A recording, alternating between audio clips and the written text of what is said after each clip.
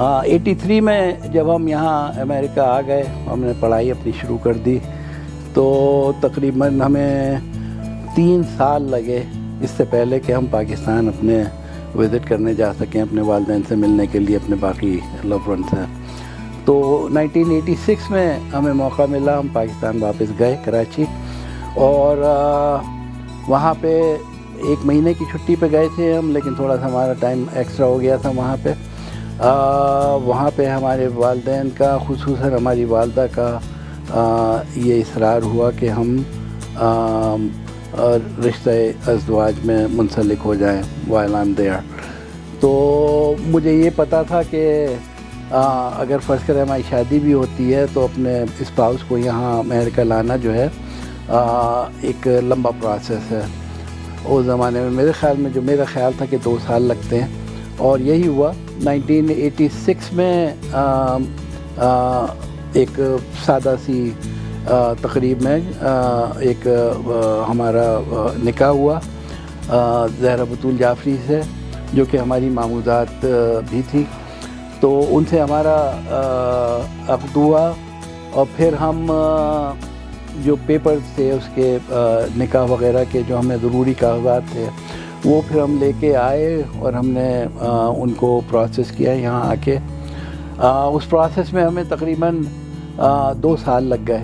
تو یقیناً it was an arrange marriage,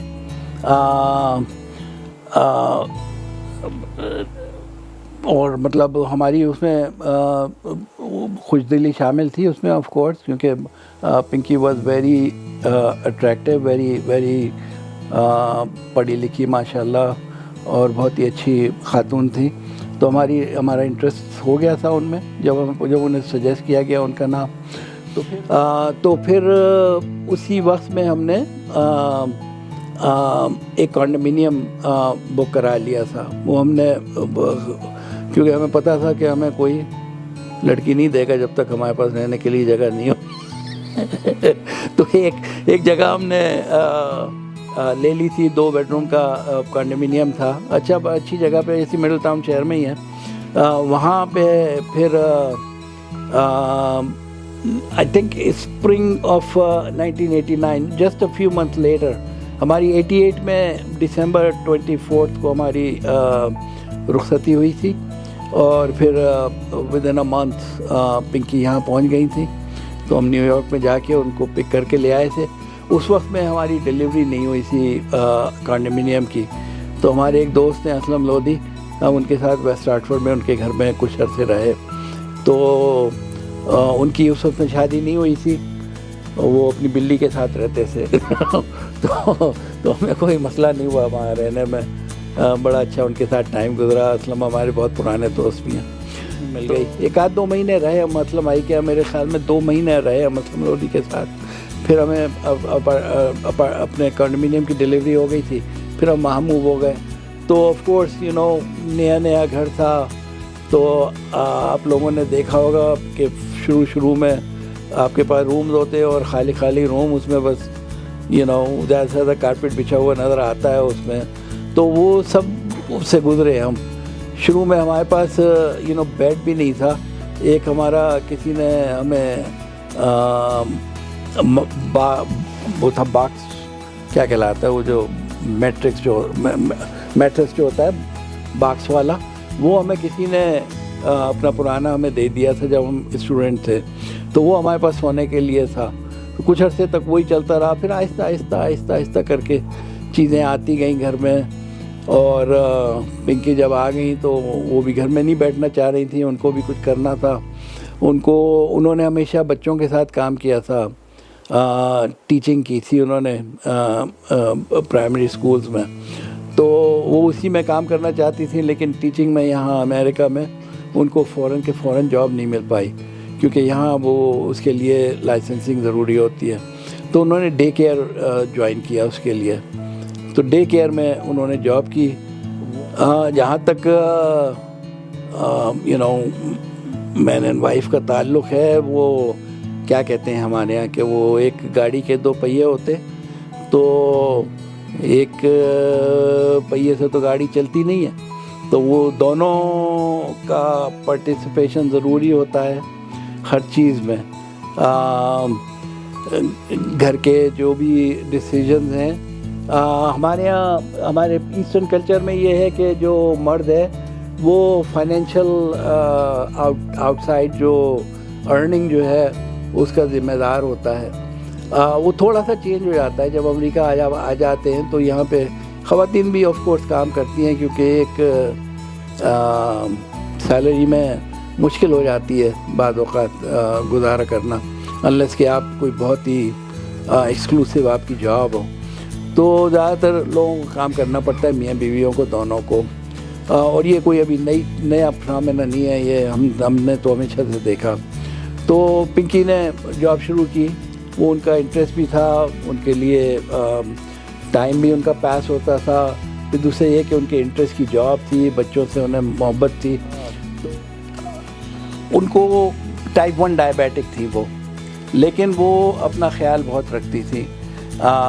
ان کا ایک خاص ایک ریجیمنٹ تھی وہ کھانے پینے میں، جو وہ کھاتی تھی. آف کورس میٹھے سے بالکل دور رہتی تھی وہ. اور کیا نام ہے، انسولین پہ تھی، انسولین NPH لیتی تھی وہ. تو دن میں میرے خیال میں ایٹ لیسٹ 4 دفعہ وہ ان کو انجیکشن لینا ہوتا تھا اپنا. اب مجھے یہ یاد نہیں رہا کہ کتنے یونٹس لیتی تھی وہ، کیونکہ میں اس میں جو میری خرابی رہی وہ یہ کہ میں نے ڈائبٹیز کے متعلق زیادہ لرن نہیں کیا. مجھے بہت پڑھنا چاہیے تھا کیونکہ وہ ڈائبیٹک تھیں، لیکن وہ خود اتنا جانتی تھیں کہ وہ اپنا خیال خود ہی رکھتی تھیں. تو اور مطلب نارمل جاب کرتی تھیں، کھیل کود بھی حصہ لیتی تھیں، اور بچوں کے ساتھ کام کرنا پڑتا تھا انہیں ڈے کیئر سینٹر میں. وہ تھک جاتی تھیں آف کورس، 4-5 بجے جب گھر آتی تھی تھکی ہوئی ہوتی تھی، آرام کرتی تھی تھوڑا. لیکن یہ ہے کہ وہ اپنا نارمل ان کا روٹین رہتا تھا.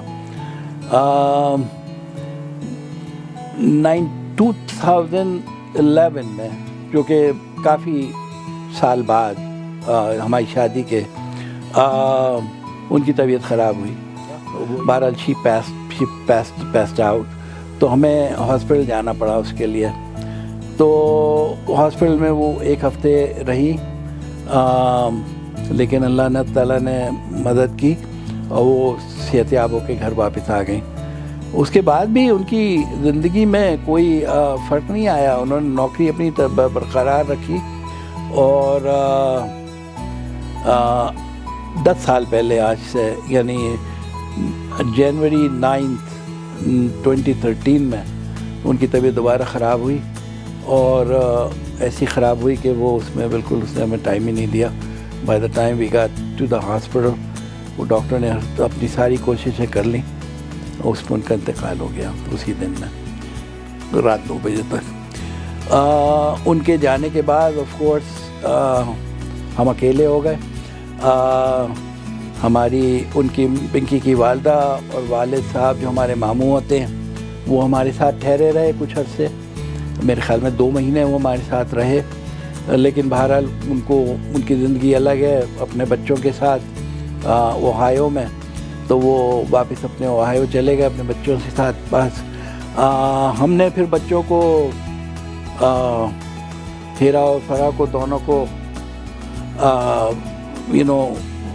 As a single father in کی پرورش کی.